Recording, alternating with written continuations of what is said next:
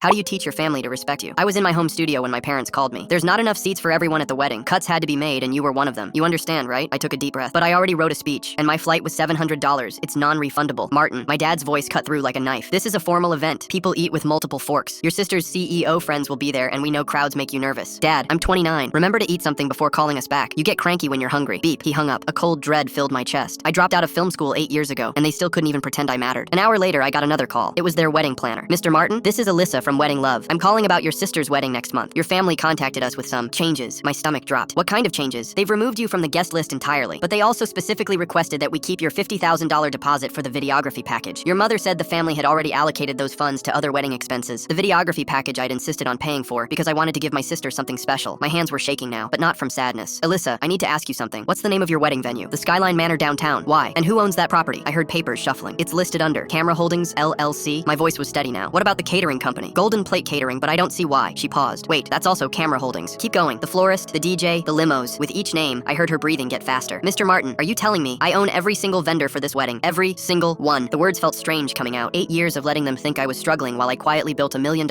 empire shooting commercials. 8 years of when you get a real job, and we remember what happened at your prom, as if I was still the awkward teenager who stepped on Sarah's friend's dress. Cancel everything, I said quietly. Every contract, every reservation. Send my parents an itemized bill showing exactly what their actual budget needs to cover. They can keep my videography deposit since they already spent it. But sir, the wedding is in 3 weeks. There are 180 guests. Then they better start making calls. After I hung up, I sat in my studio surrounded by equipment they thought was just an expensive hobby. My phone buzzed with a text from Mom. Martin, we've made our decision. The invitation had a dress code anyway. We know how you struggle with those. When you get a real job, you'll understand these decisions. Don't contact your sister. I typed back, understood. Good luck with the vendors. I was pulling footage from a drive when my phone exploded with calls. Mom, Dad, my sister, numbers I didn't recognize. I let them ring until Dad called for the 8th time. Martin! All the cockiness had left his voice. He was panicked, almost screaming. Every vendor just canceled. The venue, the caterer, everyone. There's been some terrible mistake. No mistake, Dad. They all work for me. The silence was so complete I could hear his breathing. That's impossible. You make little videos. You can barely afford. I make commercials for Nike, Dad, and every single vendor you hired reports to me. We can work this out. You're still family. Family? I laughed. An hour ago, you were worried I couldn't handle multiple forks. Martin, don't be sensitive. You know we only want what's best. No, Dad. What you want is a wedding you can't afford. My phone rang again. This time it was my sister. I almost didn't answer, but something made me pick up. Martin? Her voice was tiny, broken. She was crying so hard she could barely speak. What's happening? Mom and Dad are screaming. The venue called me directly. They said everything's canceled. My anger crumbled a little. Did you know they uninvited me? What? No. Mom said you had a big shoot that weekend and couldn't make it. Her sobs got louder. I closed my eyes, feeling the weight of what I'd done. They kept my $50,000 deposit too. Said they already spent it. $50,000. Martin, oh my God. I didn't know. I didn't know any of this. She was hiccuping now. That same way she used to when we were kids. Can you put it back? The vendors? My voice cracked. I'm sorry, but they need to learn they can't treat me like this anymore. 8 years of being treated like I'm a child who can't handle use forks. But it's my wedding, she whispered. I had to choose between teaching my parents a lesson and the biggest day of my sister's life. Full story on channel, link below.